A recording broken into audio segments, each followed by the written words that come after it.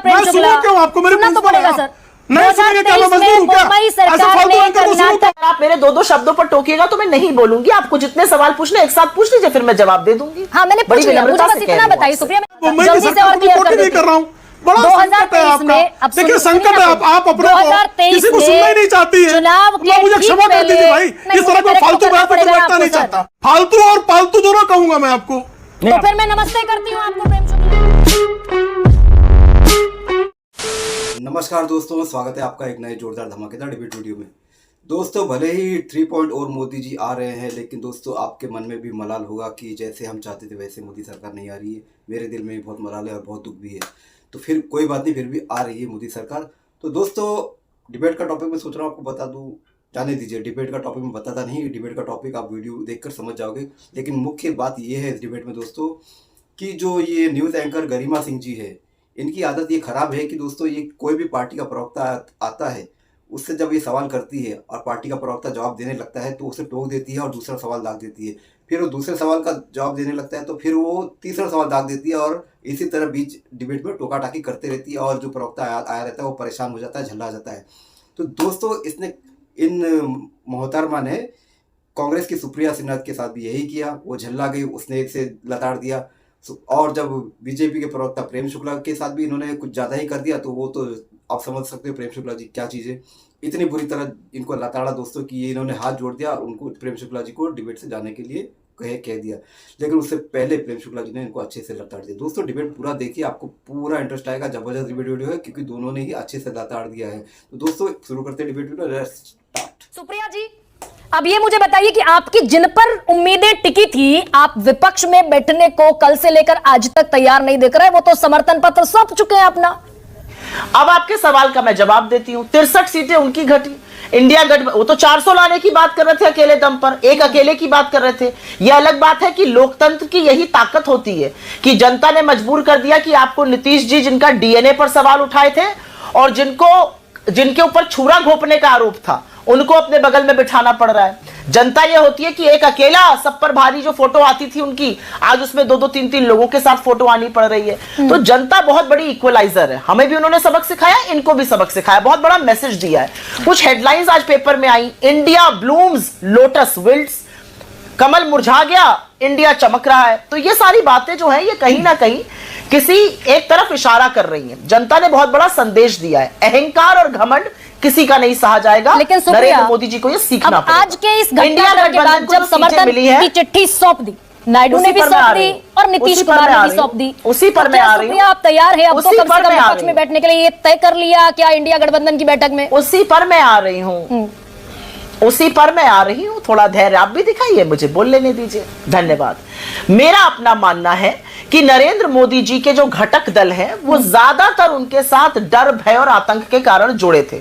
किसी पर ईडी का प्रकोप, किसी पर सीबीआई का प्रकोप, किसी पर इनकम टैक्स का प्रकोप, कोई प्रलोभन से, कोई सत्ता के लालच से जुड़ता है। अब जब पता चल गया कि इनको रिजेक्ट कर दिया है जनता ने, तो देखिए कौन कितने वक्त तक इनके साथ रहता है। कोई ये फेविकोल से वो जुड़ा हुआ जोड़ थोड़ी है जो जन्म जन्मांतर तक रहेगा। देखिए अभी क्या होता है। ये पहली बात मैं कहना चाहती हूं। मैं एक और बात कहना चाहती हूं, चाहे वो शिरोमणि अकाली दल हो, चाहे वो जदयू खुद हो और चाहे वो शिवसेना हो, नरेंद्र मोदी जी ने जिस से हाथ मिलाया है पहले उनको ही निस्तो नाबूद किया है। शिवसेना के साथ हाथ मिलाया, देखिए सेना का क्या किया, जदयू का क्या किया था, शिरोमणि अकाली दल का क्या किया था। तो लोग थोड़ा डरते हैं इनसे, लोगों को ये भय है कि ये निस्तो नाबूद कर देते हैं। ये तो मानिए, लेकिन सुप्रिया साथ रहेंगे मुझे नहीं पता। अभी एज ऑफ नाउ अभी आप मेरी बात तो बोलने नहीं दे रही गरिमा जी। ये तो सुनिए ना, गरिमा जी बोलने नहीं दे रही आज आप। ये आप बात करें तो नहीं दे रही, ये जस्टिफाइड आरोप नहीं है। खैर, लेकिन मेरा सवाल ये है, आप थोड़ी देर कर गए क्या? कल आप प्रेस कॉन्फ्रेंस में बैठे, मल्लिकार्जुन खड़गे ने कहा हम स्ट्रेटेजी बना रहे हैं, राहुल गांधी ने कहा मीटिंग के बाद फैसला करेंगे, संजय राउत कह रहे थे कि चंद्रबाबू नायडू और नीतीश कुमार नहीं जाएंगे, तेजस्वी यादव कह रहे हैं हम सरकार बनाएंगे। तो ये 2 घंटे की देरी हो गई क्या? 4 बजे एनडीए की बैठक होगी, आपकी 6 बजे शुरू हुई, तब तक खेल हो गया। गरिमा जी टीवी चैनल के डिबेट्स पर सरकारें ना बनती हैं ना गिरती हैं, ये याद रखिएगा। और ये मैं पूरी जिम्मेदारी से कहती हूँ क्योंकि कैमरे के उस तरफ बैठ चुकी हूँ। हम लोग को कभी कभी लगता है कि ये मसालेदार खबर है, लेकिन ऐसा होता नहीं है।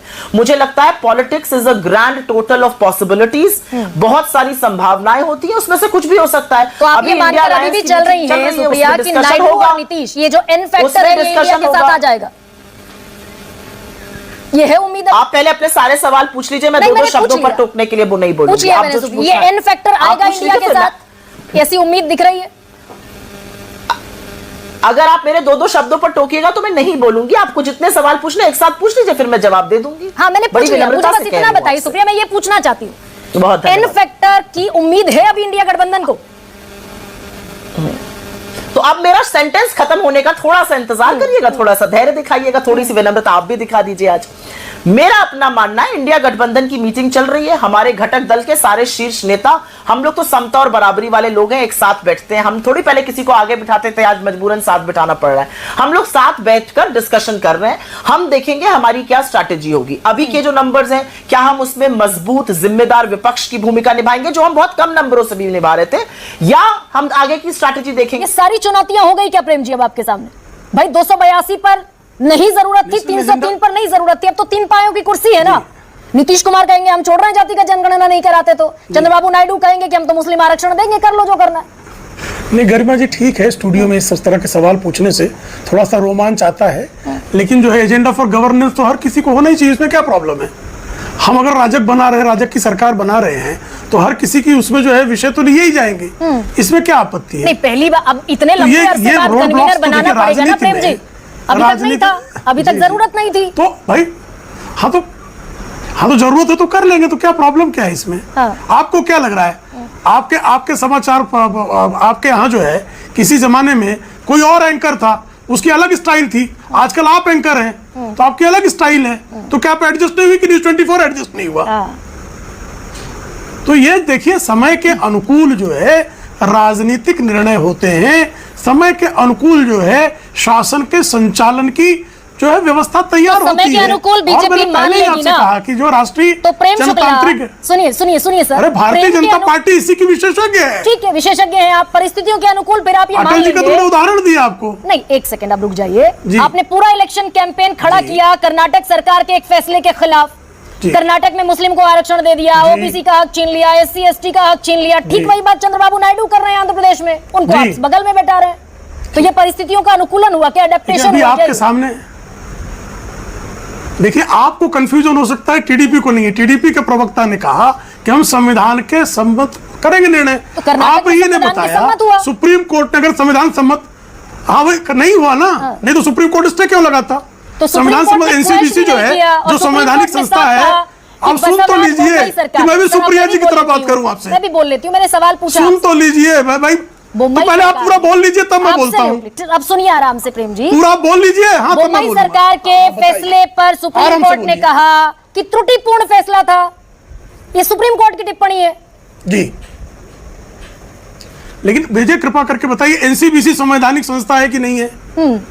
NCBC national commission for backward classes, ये संवैधानिक संस्था है कि नहीं है? उस संवैधानिक संस्था ने ये पाया कि कर्नाटक में जो इन्होंने लिस्ट बनाई है मुस्लिमों को जो आरक्षण के दायरे में ले आए हैं, वो उसके लिए कोई वैज्ञानिक आधार इनके पास नहीं है, उस पर किसी प्रकार का सर्वेक्षण नहीं हुआ है, इसलिए उसमें आपत्ति नहीं। अब मामला सुप्रीम कोर्ट में गया है, सुप्रीम कोर्ट ने खारिज किया है क्या? कर्नाटक के बारे में नहीं कहा, ये बंगाल के बारे में कहा। बंगाल हाई कोर्ट ने कहा, ये कर्नाटक हाई कोर्ट की, नहीं वो हाई कोर्ट की बात कर रहे हैं, मैं एनसीबीसी की बात कर रहा हूँ, मैं पढ़कर आता हूँ, मैं एनसीबीसी की बात कर रहा हूँ। सुप्रीम कोर्ट ने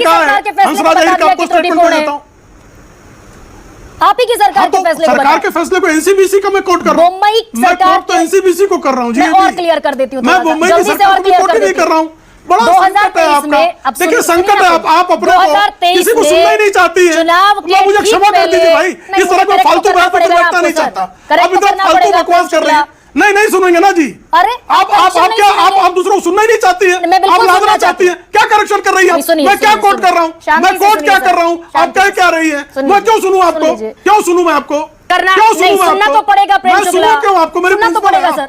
नहीं सुनेंगे क्या? मैं मजबूर हूं क्या? ऐसे फालतू एंकर को सुनूं क्या मैं? फालतू एंकर को सुनूं क्या मैं? अब मुझे फालतू कहने से तो आपका दुरुस्त नहीं हो जाएगा, मुझे फालतू कहने से बिल्कुल फैक्ट दुरुस्त नहीं होगा आपका। कहूंगा मैं, फालतू और पालतू दोनों कहूंगा मैं आपको। तो फिर मैं नमस्ते करती हूँ आपको प्रेम शुक्ला, मैं एकदम नमस्ते करती हूँ थैंक आपको। यू, मैं तो चाहता हूँ नमस्ते करना आप। बिल्कुल नमस्ते आपको। तो दोस्तों डिबेट हो गई खत्म, वीडियो हो गई पूरी। उम्मीद करता हूँ दोस्तों ये डिबेट वीडियो आपको पसंद आई होगी। तो दोस्तों इस डिबेट से बात मैं कुछ इतर करना चाहता हूँ। दोस्तों डिबेट तो आपने देखा, आपको पसंद ही आई होगी, लेकिन ये जो 3 पॉइंट और मोदी जी आ रहे हैं, तो दोस्तों आपको क्या लगता है कि मोदी जी कॉम्प्रोमाइज़ होंगे? जैसे कड़े फैसले मोदी जी लिया करते थे, क्या इस सरकार में मोदी जी ऐसे कड़े फैसले ले सकेंगे? दोस्तों ये भी बात मैं आपके सामने रखते जा रहा हूँ, हो सके तो आप इसका जवाब देते जाइएगा कि जैसे अभी और भी कई सारे मुद्दे बाकी है, क्या मोदी जी उनको पूरा करने के लिए अपना प्रयत्न करेंगे, अपनी कोशिश करेंगे ऐसे गठबंधन सरकार में? तो दोस्तों जवाब जरूर देते जाइएगा। उम्मीद करता हूँ ये डिबेट वीडियो भी आपको पसंद आई होगी। ऐसे डिबेट वीडियो को देखने के लिए दोस्तों इस चैनल को सब्सक्राइब करके आप जरूर जाओगे। मिलता हूँ मैं आपसे अगले वीडियो में, तब तक के लिए जय हिंद, वंदे मातरम।